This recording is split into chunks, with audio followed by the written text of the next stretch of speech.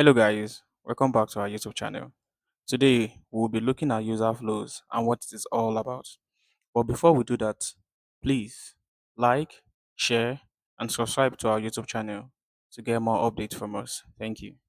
Okay, guys. Welcome back. So in this class, we'll be looking at user flows. Yeah, user flow is a step-by-step path that shows how a user moves through a product, like an app or website, to complete a task.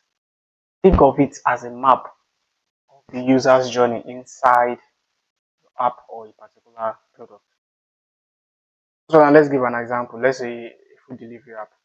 So imagine you open a food delivery app like Glovo or Jumia Food. So it will be like, okay, opening the app, the first one here. So the user flow will look like opening the app first. Number two, browse restaurants, McDonald's, Mr. Biggs, Public, anyone. Then select food. Then you add the food to cart.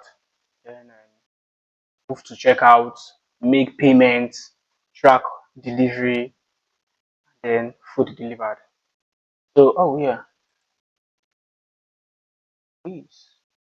Okay. So, sorry guys, I was looking for this.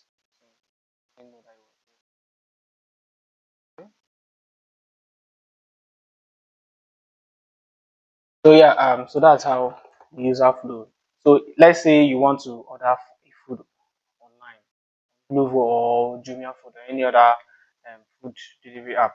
So this is how the user flow. How you are going to. This is not when you want to maybe go to settings to do anything. This is a user flow for when you want to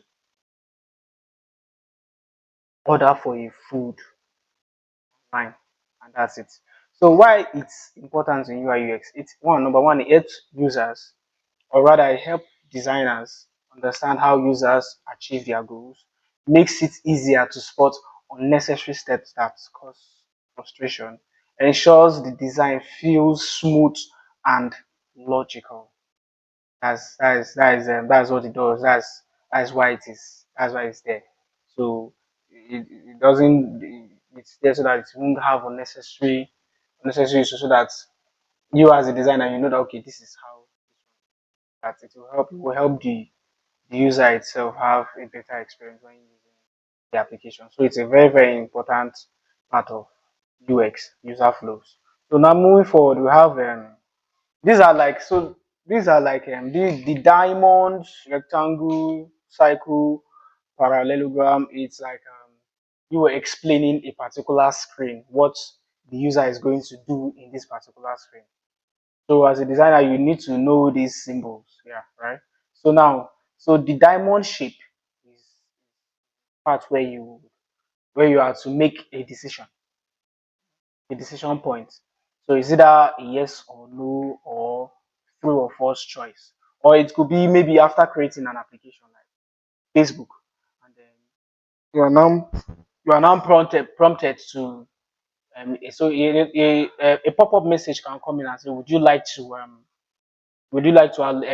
get notifications from this application? So you either click allow or don't allow, or yes or no. So that's it.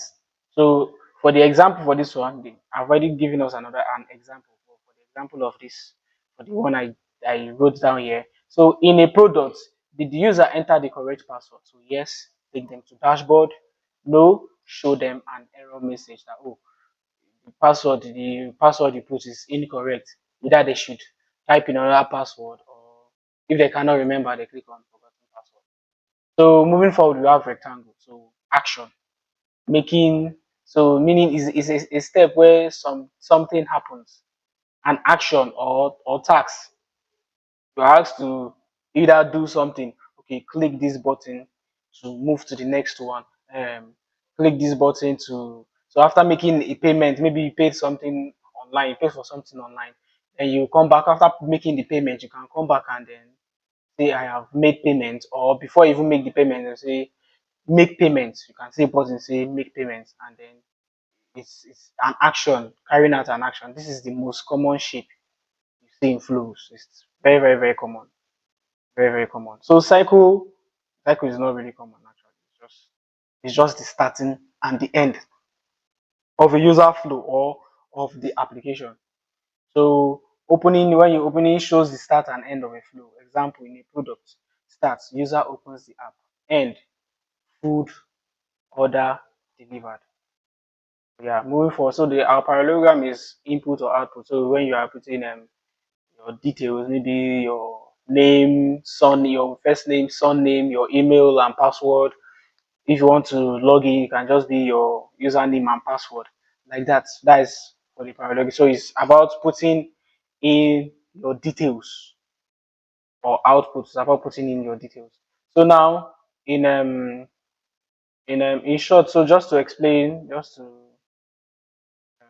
quickly explain this. So circle over equals to start or end, rectangle, step or action, diamond, and it's more common. The rectangle is more common. Diamond decision either yes or no or allow or don't allow. So parallelogram inputs or outputs, data entry or display. So in short, user flows builds is the blueprint of how user get things done inside a product. Yeah, that's how they get things done inside the product.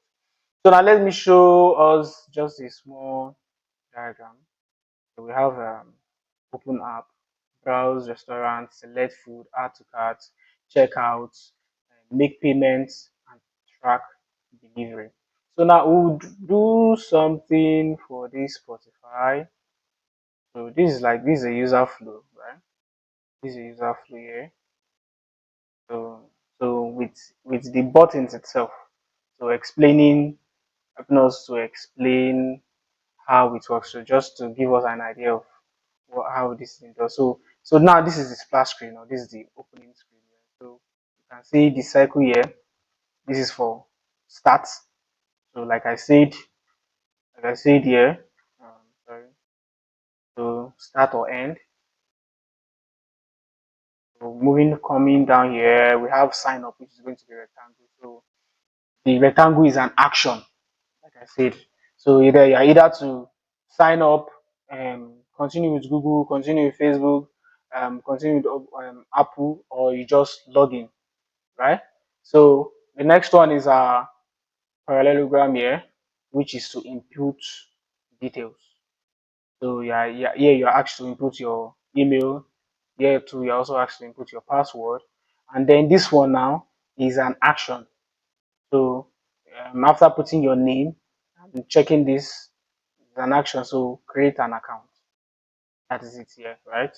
So after creating an account, you are brought into the part where you are asked to choose three or more um, artists to continue, and then you go to home. So let me do something here. Let me do something here.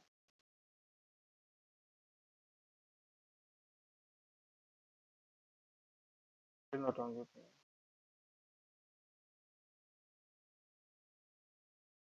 So let me text here. Start listening.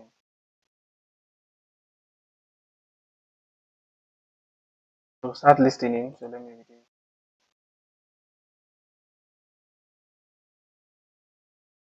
So yeah, that's it.